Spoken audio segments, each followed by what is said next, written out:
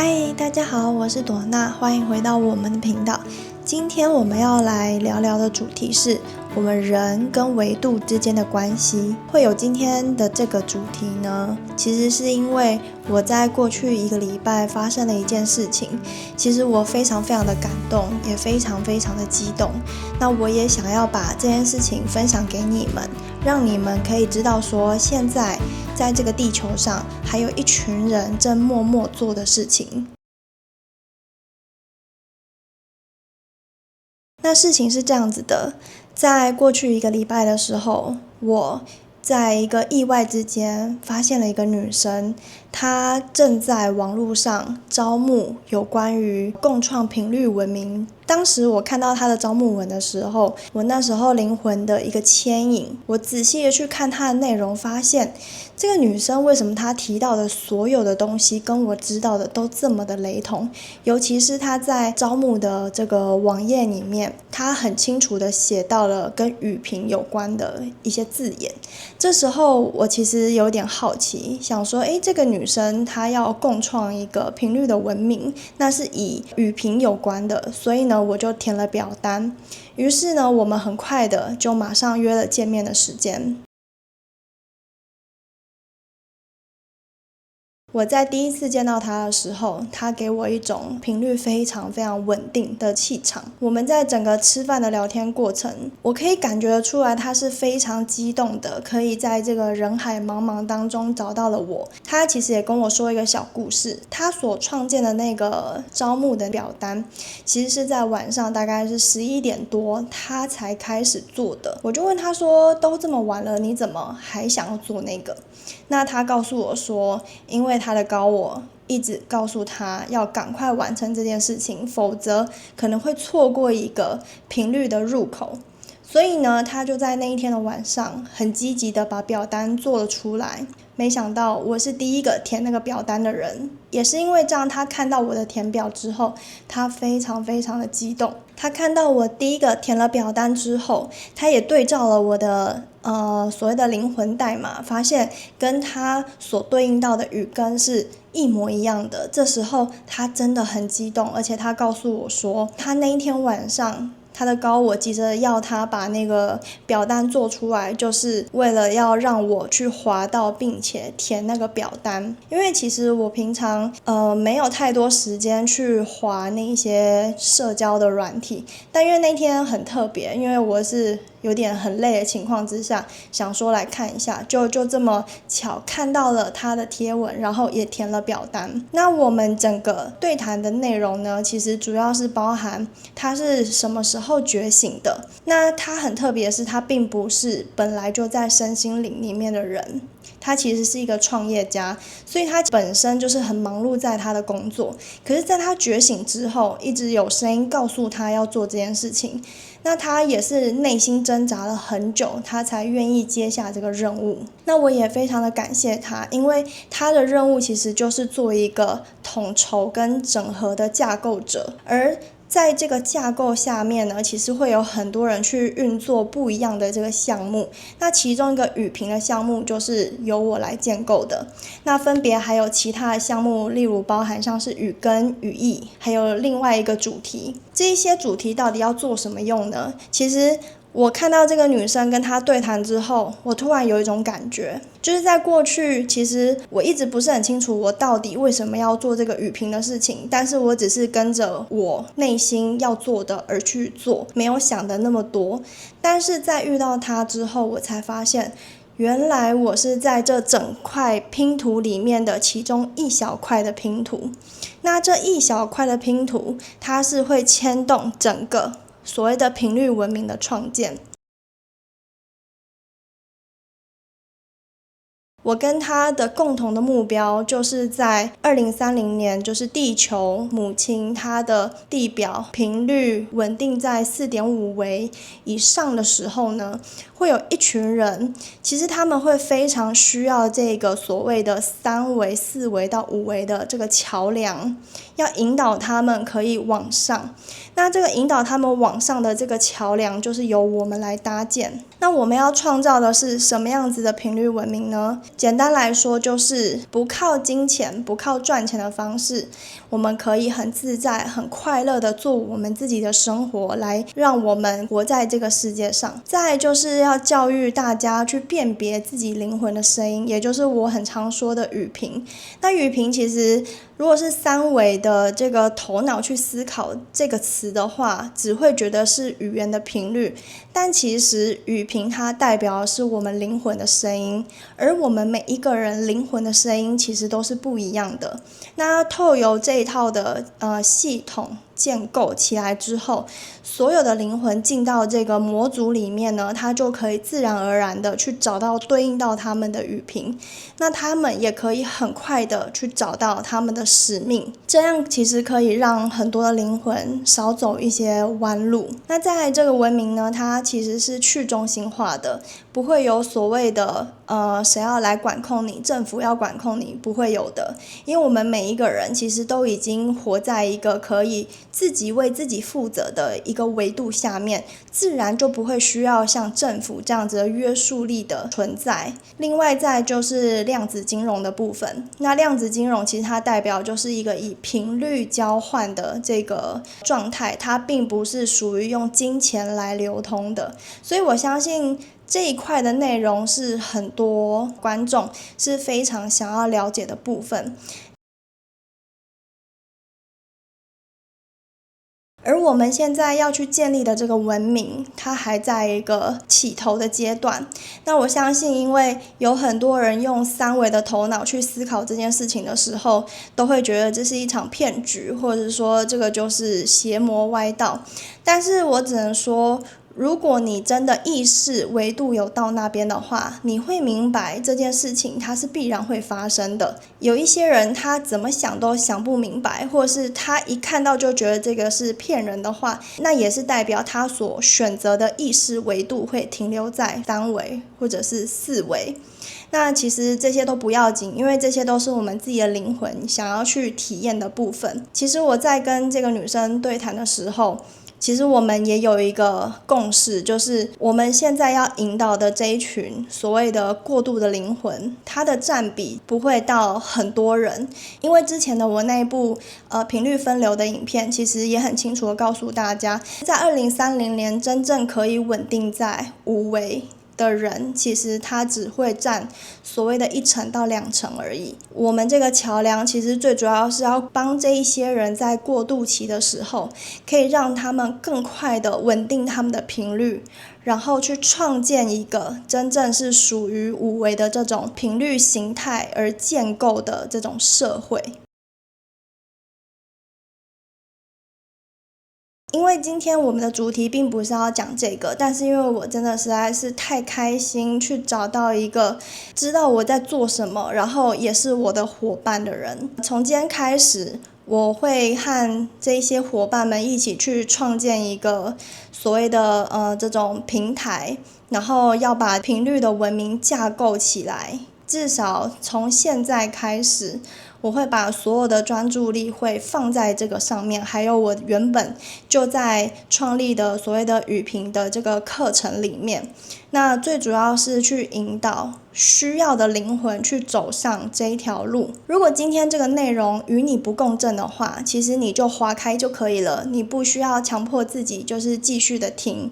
那如果你是愿意共振的人，那就邀请你们可以留下来，因为在这个频道里面，我所讲的每一句话，其实它都代表着频率。至少我在录影的时候，我对于我说出去的每一个字跟每一句话，它背后的频率其实我都会去校准。因为我有看到留言，有些人说他完全听不懂，但是他觉得应该要听懂。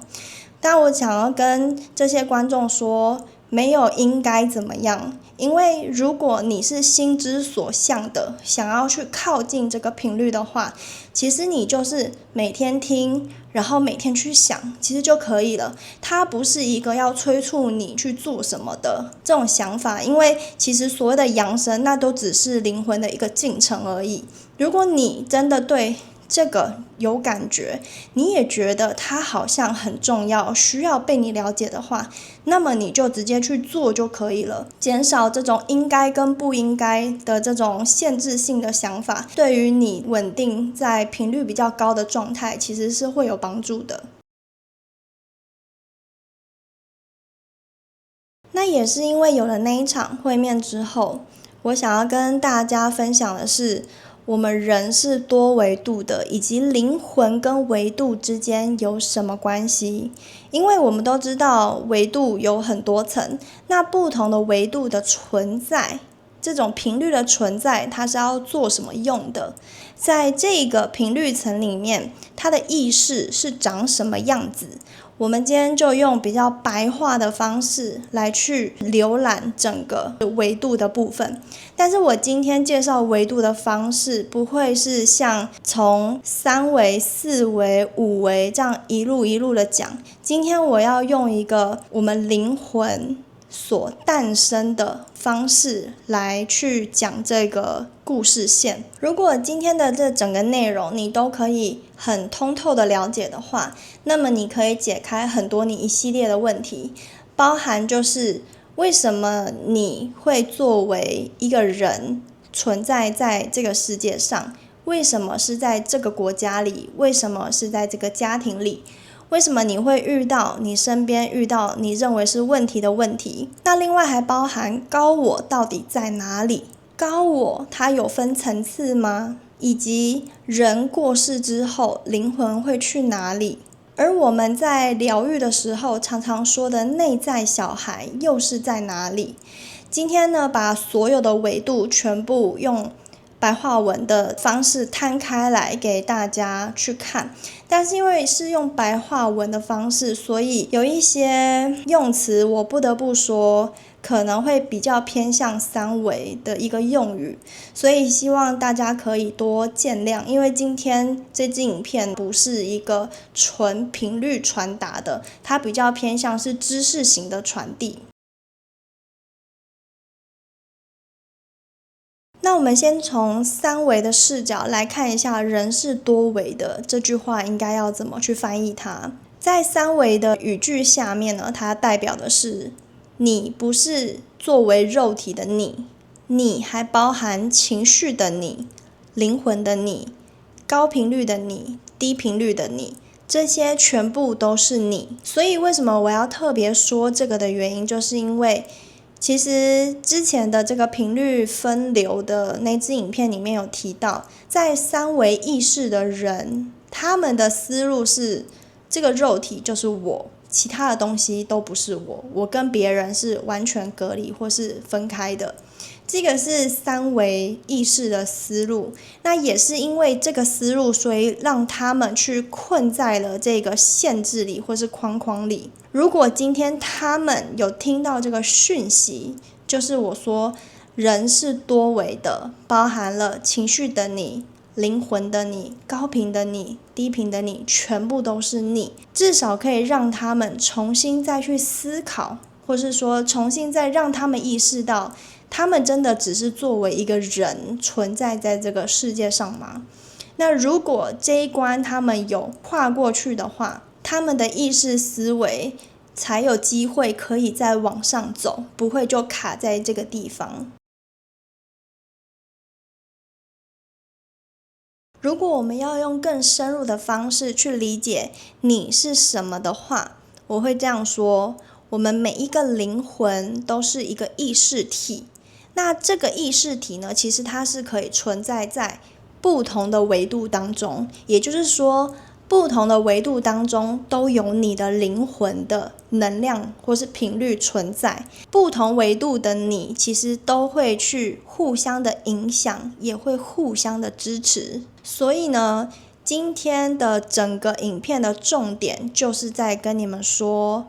每一个人的灵魂是同时存在在不同的维度下面，或是说在不同的意识层级里面，然后呢，这些所有的维度的总和的你的灵魂，就是一个意识体。如果说你要用很简单的方式去告诉你们到底这个维度下面是什么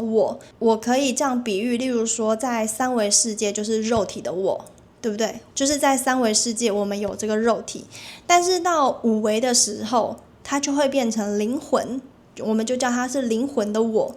那到了七维的时候它就会变成光体，所以我们就会称说是光体的我。这一些都只是代名词，我只是举例而已，可以更让你们清楚的知道在不同的维度下面都有一个我，那这个我它用不同的形式存在的。那如果现在我们把视角再往上拉高的话，拉高到源头的视角来看我们的话，那么灵魂对于源头来说，它不是一个固态的东西，它也不是一个固定的东西。对它来说，我们的灵魂就像是一个某一种频率的震动。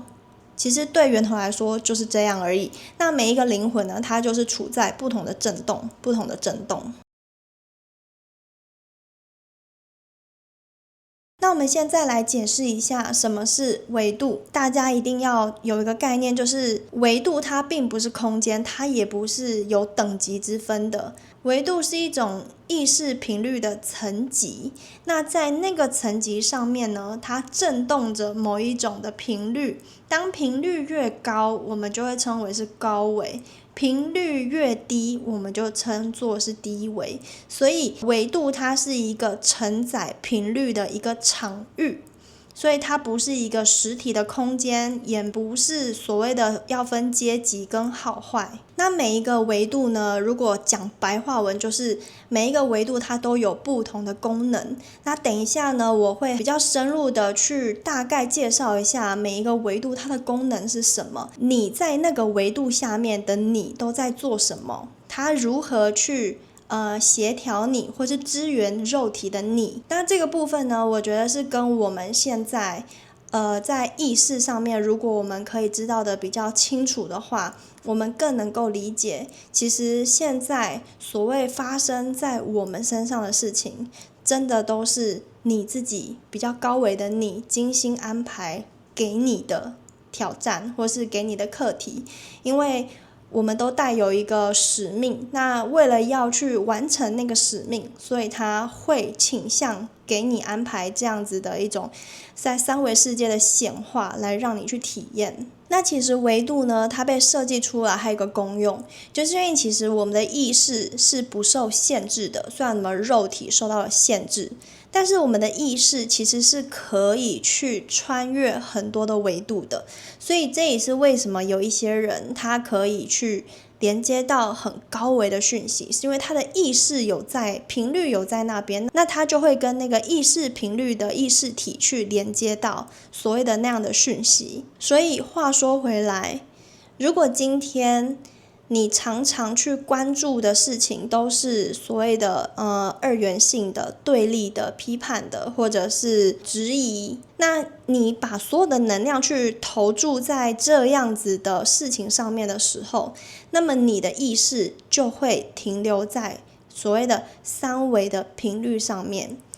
但是如果你把你的专注力都放在无条件的爱或者是宽容慈悲上面的这个频率的话，那么你就会对齐所谓的五维的频率。所以我们的意识为什么可以去跳动，是因为现在我发生的这件事情跟下一秒我发生的事情可能带给我的心智上的感觉跟体验不同的时候，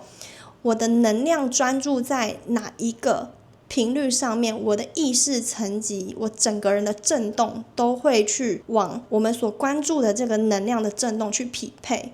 看新闻这件事情，不是说它真的不好，而是说当我们去关注这一种比较悲惨的新闻，或是会让人家生气的新闻的时候，当你的情绪被牵动，你也跟着去批判，或是跟着去二元对立的时候，你的振动频率就会很容易的去受到干扰，跟被放在所谓的三维的意识频率里面。但是你们要知道，这个整个过程没有人逼迫你一定要留在三维，对吗？都是我们每天所选择的。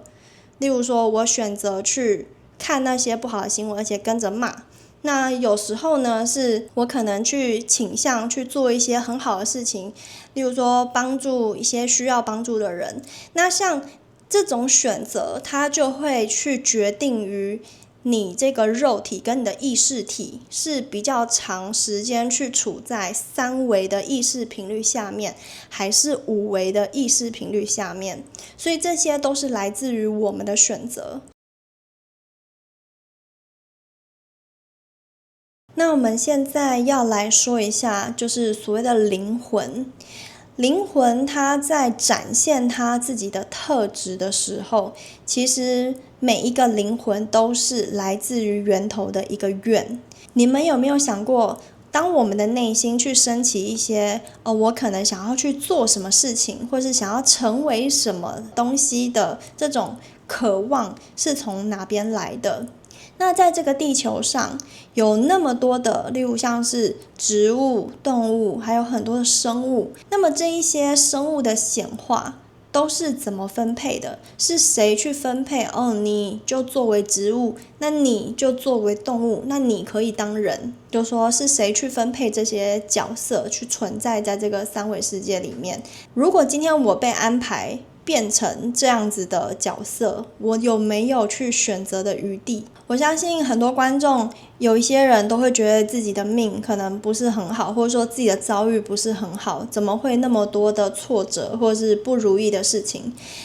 但我希望今天这一集讲完之后，至少可以更明白，所有的设计都是来自于你的设计。如果这个频率有进到你的脑海里面的话，其实你会发现，当你愿意开始为自己负责的那一刹那，你的命运其实就在转变了。那在三维世界里面，我们看到的所有的物质的显化，其实都带有独特的振动频率。也就是说，植物有植物的振动频率，石头有石头的振动频率，而我们人也有我们每一个人带有不同的振动频率。不管是什么样的振动频率，所有的物质都是从源头开始的一个愿往下展开来的。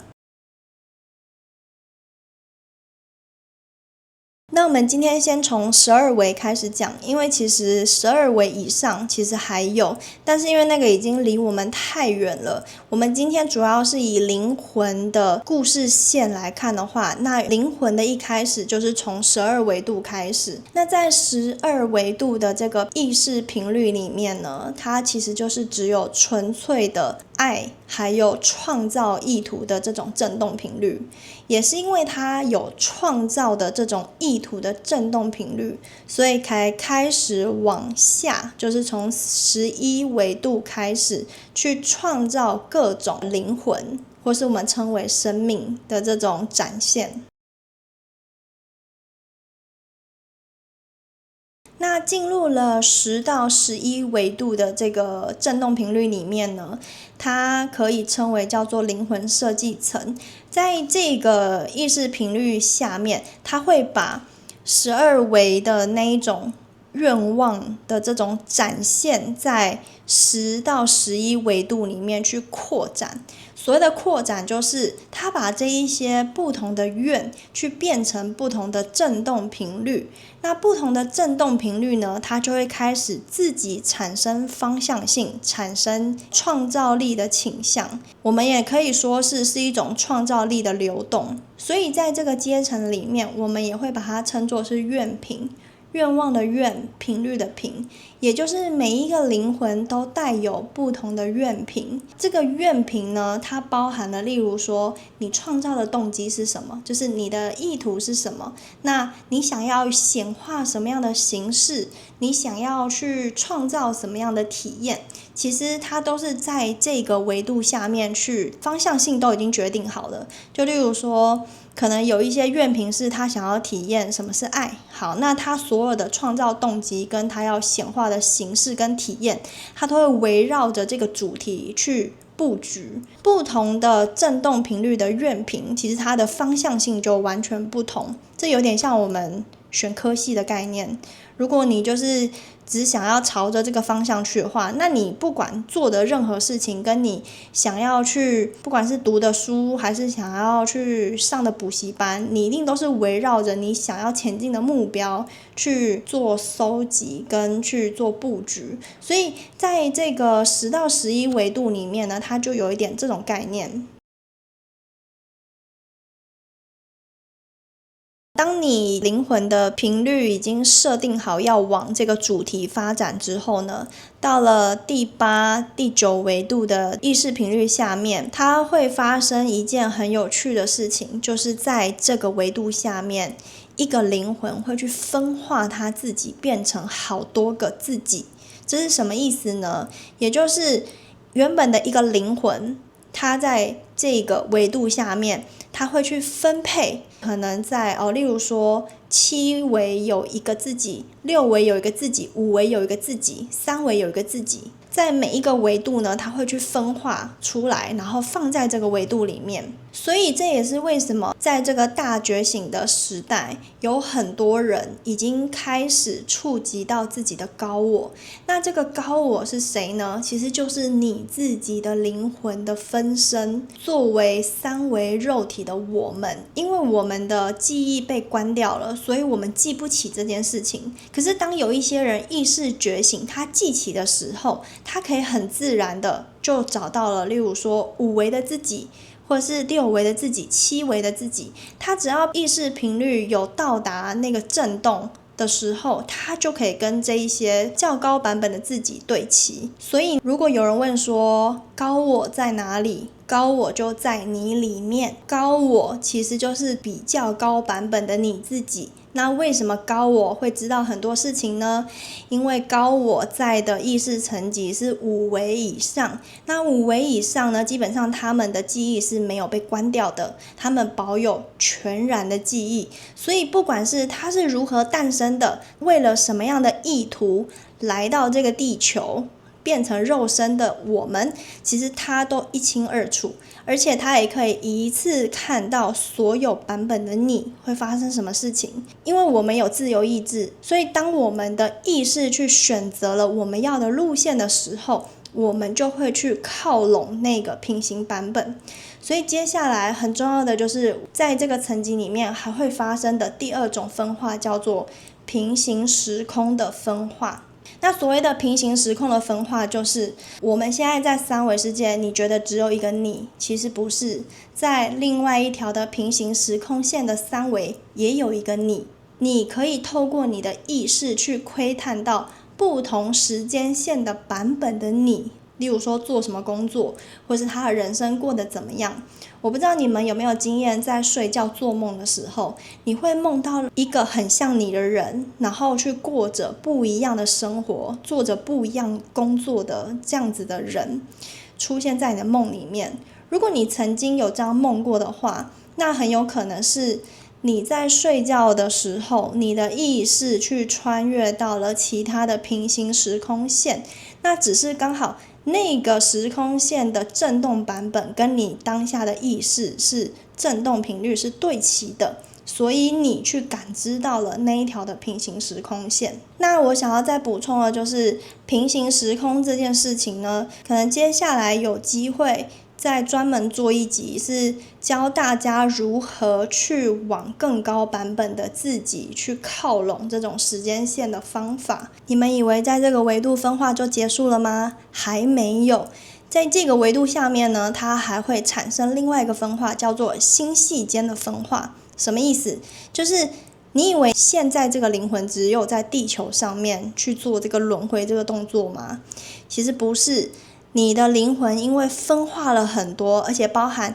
这个星系、那个星系、这个星球、那个星球，其实都有你灵魂的展现在那边所谓的体验。我们刚刚说灵魂的产生其实是源头的一个愿力所创造的，所以这个为了要达成这个愿力，它会集结动用所有的资源来完成这个灵魂想要体验的。所以如果在地球上有他可以体验的，那么他会来这边。那如果假设像是在天狼星或是昴宿星那边，其实也有他可以体验的，那他的部分灵魂就会去那边做学习。所以并不是说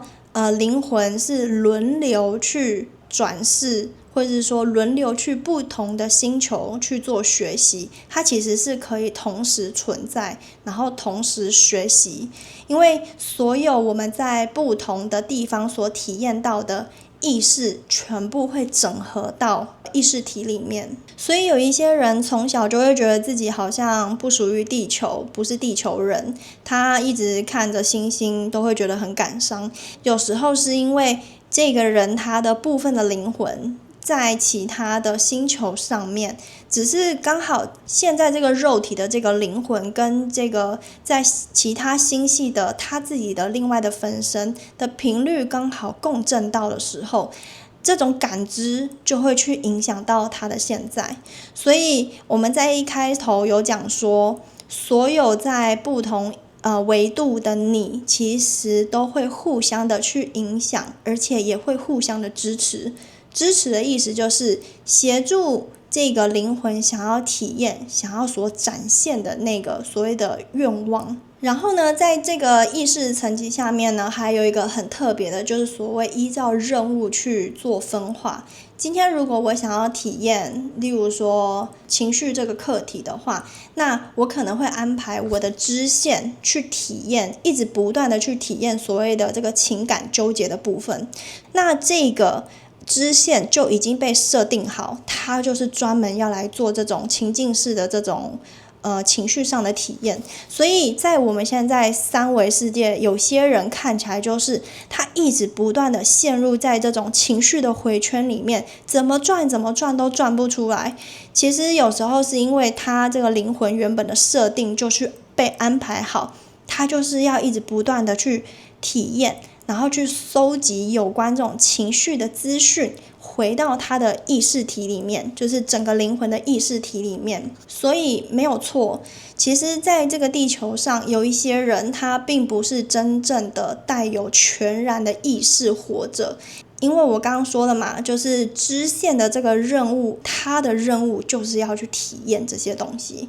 所以呢，我希望我们大家可以给身边的人，不管是什么样的人，都给他们多一点爱。因为其实有一些人的灵魂，他们真的不是愿意要变成这个样子的，是因为设定的关系，因为为了整个灵魂的例如说资讯的收集，所以他必须要去呈现这样的体验，所以才会在地球上一直反复的不断的就是在这个状况里面去回圈。那还包含了像是我们说的内在小孩跟灵魂碎片，其实这一些呢，它其实就是在不同的维度里面，它为了要深层的去体验一些他们想要体验的，例如说情绪的伤痛的背叛的这种痛苦的感觉，所以内在小孩它会作为有一种很像储存库的这种感觉，它会存着所有的这一些伤痛的记忆在内在小孩身上。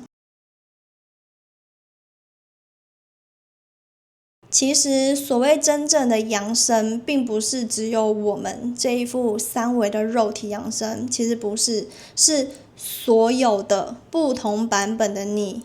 不同维度的你，还有包含你的内在小孩，你的灵魂碎片，其实你都要全部的把它们全部整合好之后，然后一起螺旋向上，这才是所谓的合一。所以合一不是你自己本身意识跟造物主合一就叫合一，其实不是，是我们要怎么样把这么多在这一个